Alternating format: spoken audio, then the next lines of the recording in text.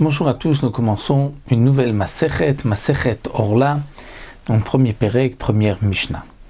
Le din de Orla, comme nous le savons, c'est l'interdiction de consommer les fruits d'un arbre les 3 premières années.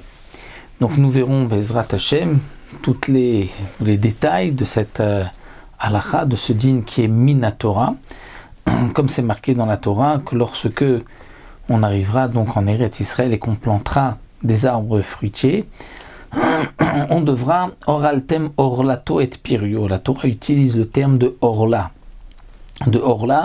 pour le fruit.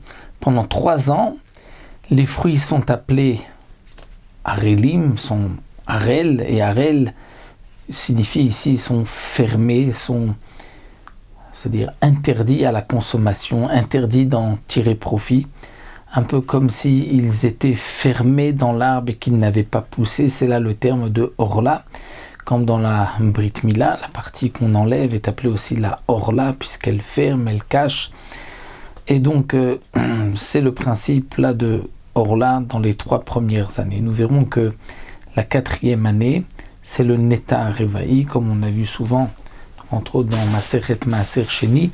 Neta revaï, c'est-à-dire que tous les fruits qui ont poussé la 4e année, il faudra les monter à Yerushalayim et les consommer. Et si on habite loin de Yerushalayim, on devra transférer la Kedusha sur de l'argent, comme nous le verrons encore par la suite.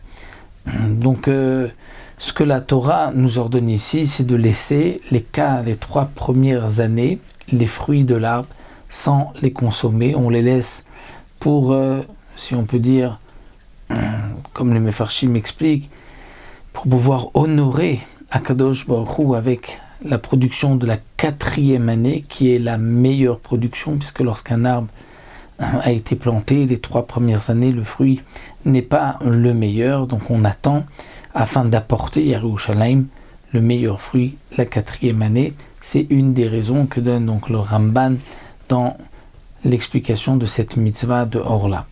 Donc nous allons voir que ceci concerne quels arbres et dans quelles conditions, si on l'a planté, comment planter. Nous verrons un arbre qui a été déplacé aussi, quel est le din. Donc d'abord la Mishnah nous dit, on commence avec la première Mishnah, Anotea les seyag ou les korot parto mina orla.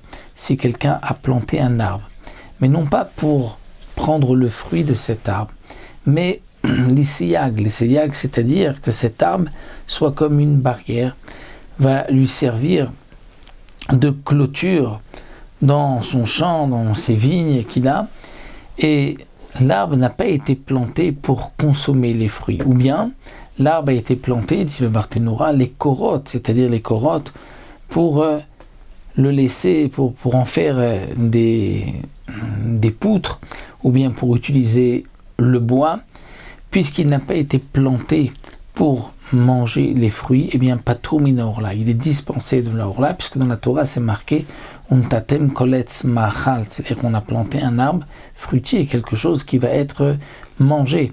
Mais puisque cet arbre ne sert que de clôture, il veut s'en servir comme barrière, comme muret, ou comme pour du bois, des poutres, alors patur, on est dispensé, et donc même les fruits de cet arbre-là pendant les 3 premières années, les fruits ne seront pas interdits, on pourra les manger.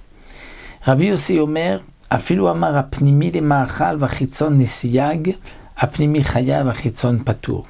Rabbi Yossi vient dire que même si quelqu'un a un même arbre, et dans cet arbre-là, il veut une partie utilisée pour consommer les fruits, et une autre partie, comme dans le cas donc de la Mishnah, les siyag, c'est-à-dire comme servir de barrière.